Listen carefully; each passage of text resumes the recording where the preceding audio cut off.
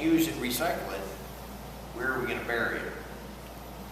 And are we going to have more landfills, take up more hills and valleys, and create more issues or concerns? So what we're doing in Congress is trying to pass a bill that memorializes the fact that they've already studied it and it's not a hazardous material. So let's quit threatening calling it a hazardous material and let us now go back and improve on the way that we dispose of it. And so under our bill, that I'm the co-sponsor, I'm the prime sponsor, and I had 62 co-sponsors and 3 pages of other firms from around the nation that are supporting the cost to recycle and to use the material. That bill's advancing. I got it out of subcommittee, got it out of full committee, and when we go back in September, we're probably, hopefully, knock on wood, we'll get it out of the House and pass it over to the Senate. Because I just want once and for all, one matter, one issue on coal to put it to rest. But we're not going to challenge this man in his career. You know, what is going to happen.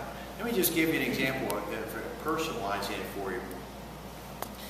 A lady came in from Purdue University, and she talked about that they were going to replace one of their coal-fired boilers in Purdue with a high-efficiency boiler. It was probably 50 years old or whatever. And they had the plans drawn up, and they were going to make the replacement. And then she got wind, because she's a risk manager there, she found out that there was a discussion about whether fly ash would be considered a hazardous material. And as if properly doing, she called in a consultant. They did a report for her, told her what the cost of handling the material would be. She canceled the project. And they're switching from coal to gas. So I asked her, I said, how much, go back to the details. I'm an engineer. Give me the details. She said, under fly ash, under the old provision, it costs about $300,000 a year to dispose of fly ash under the way it is now. But if it became a hazardous material under Lisa Jackson and the EPA, $25 million to dispose of the product and handle it. That's that subtle, quiet threat that the President and some members of Congress are working against coal. They don't like coal. But coal is mined in 27 of the states. And as I said, it's burned in 48 of the 50 states. We don't want it. It provides us the most economical form of energy that we have. We have opportunity. We're going to continue to explore that. I want to keep exploring whether gas. The Marcellus Shale has a great opportunity for it if we do it right. We have the alternative fuels that are coming with wind and solar. Those are all going to be fine, but they're going to be so far off. And now we're subsidizing some of these. But let's make sure that this man and his family, our miners across West Virginia, can feel safe tonight knowing that their jobs aren't in jeopardy tomorrow because it's a hazardous material. You just imagine how many of the powerhouses, whether it's a Mitchell, Cameron, New Haven, Amos, what would happen if a little Purdue University cost $25 million to dispose of? What would be at a major powerhouse? How many hundreds of millions of dollars would it take to dispose of it? What they would do, well, most likely in talking to them, is they just stop. They would either switch over to gas or just stop. You can't pass that cost on to the consumer. It's just too expensive. So I just want to understand why we have this picture and one of the things, because again, if we go back to the slide about jobs. There you go. Here's what we talk about. Often a debate in committee is about jobs, and everyone says, where are the jobs bills? Folks, if you want a government job, yeah, we could pass a bill that says a government job. What we're trying to do is open opportunities for the private sector, encourage the private sector to create the job, not the public sector. So we have to look at what are the things that impact the private sector. And here are some of the things we're working on. Energy and gas prices. When the gasoline prices are what they are today, we want to get that cost down. And you don't do it by going to Brazil, encouraging Brazil to drill for oil. We drill for oil off our coast. We go to Anwar and open up our drilling there. So we have that opportunity for it. But energy and gas prices, we know we can control those. We know we can do it. We've got to allow some of our refineries to expand. We just the budget. If we start increasing our costs, it's going to affect jobs. Taxes have an effect on jobs. Or spending. Let me just touch on spending just for a minute, so you can. I want people to understand, because it was a dickens of a fight over there, and I know a lot of people were divided, and it wasn't an easy vote for anyone. And it wasn't it was a bipartisan solution, which I think America wants to see us working together. But we had, what are we going to do with this over the debt ceiling and this spending? So one of the things we have to understand, and I want to put it in context where people can deal with it, $1.6 trillion. That's our deficit. 1.6 trillion. Now I don't know, but I'm one of two engineers in Congress. Joe Martin out of Texas and myself. I didn't realize that when I got elected that there would only be two of us down there. And I talked to Joe, and I said, he said, David, he said, you're the only practicing engineer. You're the only one that's actually done engineering work that's serving.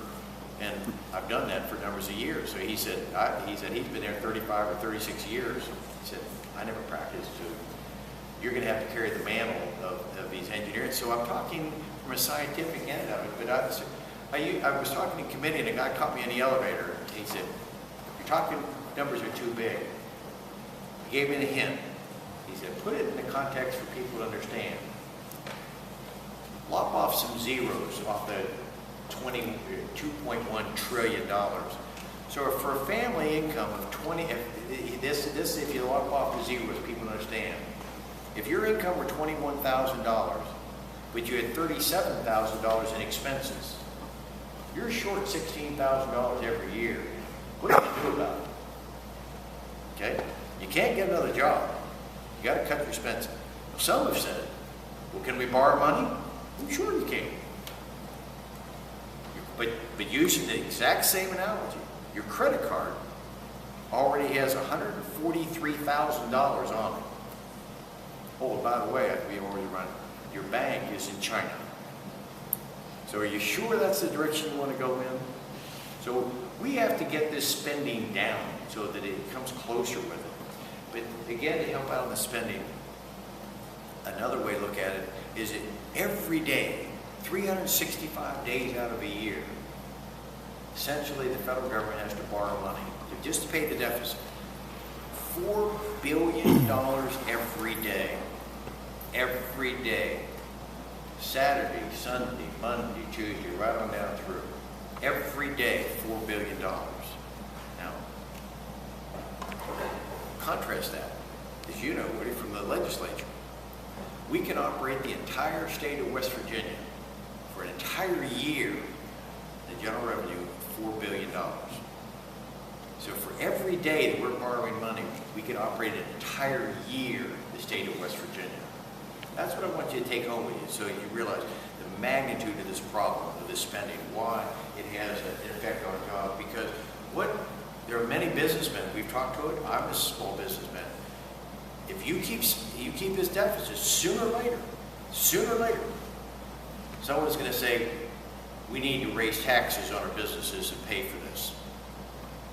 And so businesses are very concerned. Eventually, that spending, that deficit continues to rise, that it's going to affect jobs.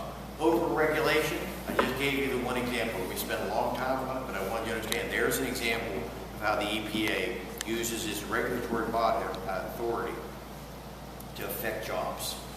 Because you imagine what could happen if we have just south of Wheeling at a drywall plant that was constructed entirely because of the fly ash that's available at the Cardinal Powerhouse, the Mitchell Powerhouse.